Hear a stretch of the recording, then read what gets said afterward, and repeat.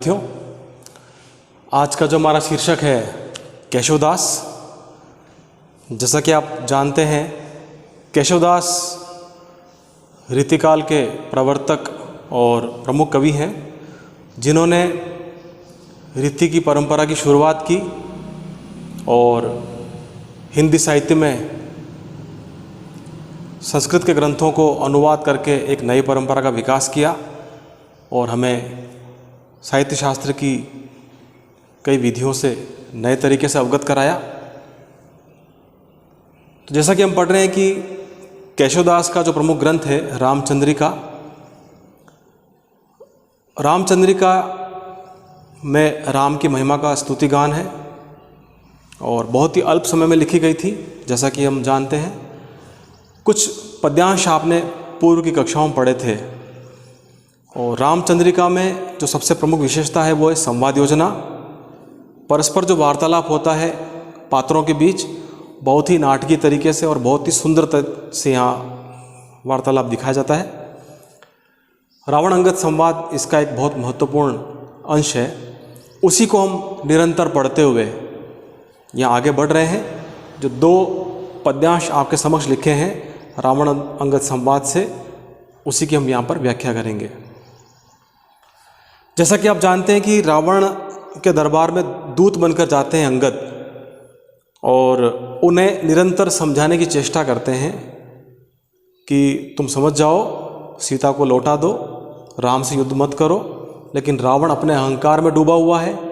वह किसी न किसी तरीके से अंगद को नीचा दिखाने की भी कोशिश कर रहा है और अपनी तरफ मिलाने की कोशिश कर रहा है, राम के विरुद्ध भटकाने की कोशिश कर रहा है।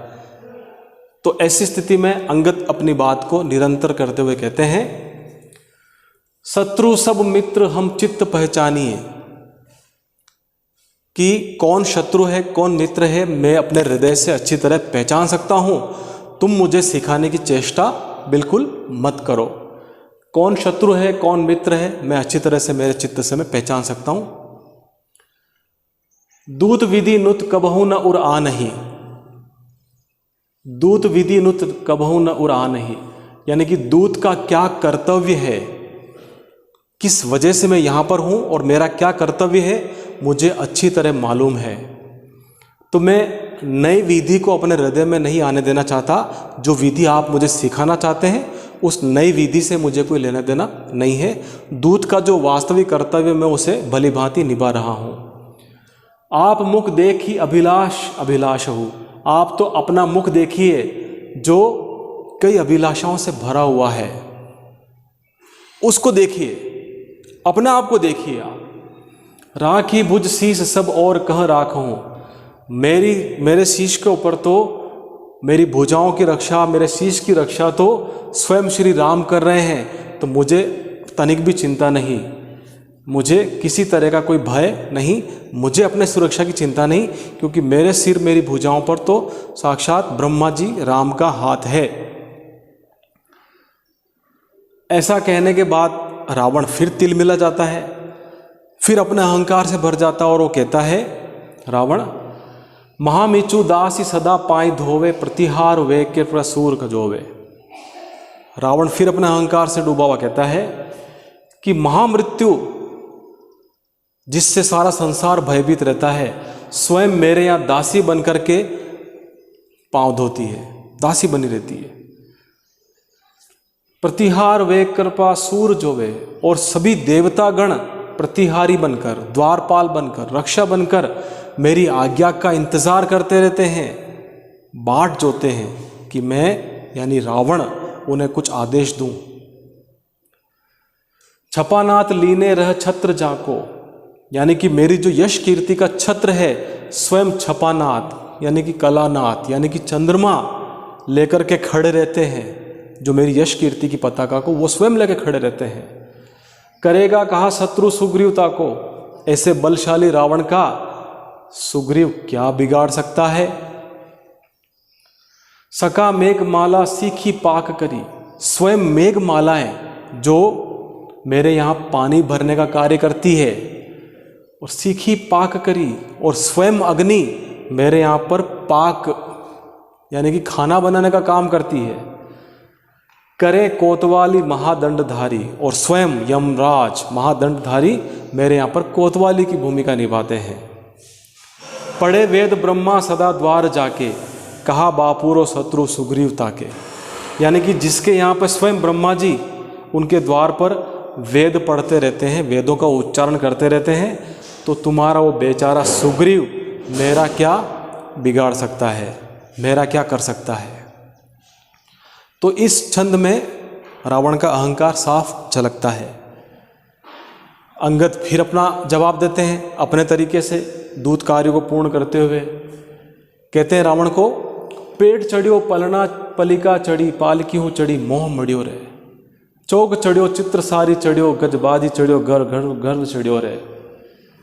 यानी कि सबसे पहले तुम अपनी माँ के कोख में चढ़े, फिर बच्चों को झुलाने वाले पलना में चढ़े, फिर पालकी में चढ़ने लगे, लेकिन उसके बाद भी तुम्हारा मोह उसी द्रुत गति से चढ़ता गया, बढ़ता गया, आकांक्षाएं मोह और अधिक बढ़ता गया, तुम चढ़ते ही जा रहे हो। चौक चढ़ियो, फिर तुम चौक चढ़े, तुम्हारा विवाह हुआ। चित्र सारी चढ़े, तुम चित्रों से सुसज्जित महल में चढ़े। गजबाजी चढ़ियो गढ़, फिर हाथी घोड़ों पर भी चढ़े, यानी कि तुम निरंतर चढ़ते ही जा रहे हो। व्योम विमान चढ़ियो रही हो, कहीं कैसव सो सबहु न बढ़ियो रहे। और आकाश में तुम कुबेर से जो तुमने विमान चुराया था, उसको चुराने के बाद तुम आकाश में विचरण करते रहे, यानी कि फिर और ऊपर चढ़ गए। केशव कहते हैं कि तुमने सिर्फ चढ़ना ही चढ़ना सीखा है, पढ़ना नहीं सीखा, मनन करना नहीं सीखा, तो तुम्हारा अहंकार भी उसी गति से चढ़ता चला गया, बढ़ता चला गया। चेतत ना ही रहो चढ़ी चित्त सो, चाहत मूढ़ चिता हूँ चढ़ियो रहे। जो चेतता नहीं है, उसके बाद भी जागता नहीं है, जो अपने चित्त में अहंकार में और अधिक चढ़ता रहता है, तो वो बड़ा ही मूढ़ व्यक्ति माना गया है, क्योंकि वो अंत में चीता में चढ़ जाता है। चढ़ने की प्रक्रिया चीता में चढ़ते ही खत्म हो जाती है। फिर रावण फिर तिलमिलाता है, गुस्सा होता है, क्रोधित होता है। वो रावण का जवाब किस प्रकार आता है, निकारियो जो भैया लियो राज जाको।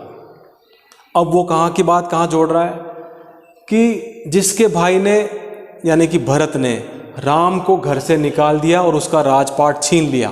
तुम जिस राम की बात करते हो ना, वो उसके भाई भरत ने राजकाज छीन करके उनको निकाल दिया। दियो काड़ी के जो कहा त्रासता को, यानी कि उनको बाहर निकाल दिया। ऐसे से क्या भयभीत होना।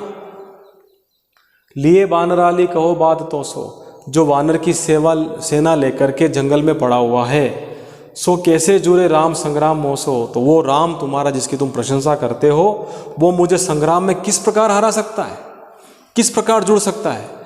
तो कुल मिलाकर अंगद अपना प्रयास, जो दूत विधि है, दूत कर्म है, उस प्रयास को भली भांति निभा रहे हैं और निरंतर रावण को समझाने की चेष्टा कर रहे हैं। पर रावण अपने मूढ़ता के कारण, अहंकार के कारण कहीं भी अंगद से दबने की कोशिश नहीं कर रहा है। वह प्रत्युत्तर में वो अपने अहंकार से भरे शब्दों का प्रयोग करते हुए निरंतर अंगद को जवाब दे रहा है। तो ये जो रावण अंगद का महत्वपूर्ण संवाद है, उसके कुछ अंश को हमने आज पढ़ा। आपको पसंद आया होगा, और आपका यदि कोई इससे संबंधित कोई सवाल हो तो आप कमेंट बॉक्स में ज़रूर डालिए, मैं उसका जवाब देने की कोशिश करूँगा। अगले छंदों में हम पुनः मिलेंगे, पुनः हाजिर होऊंगा। धन्यवाद।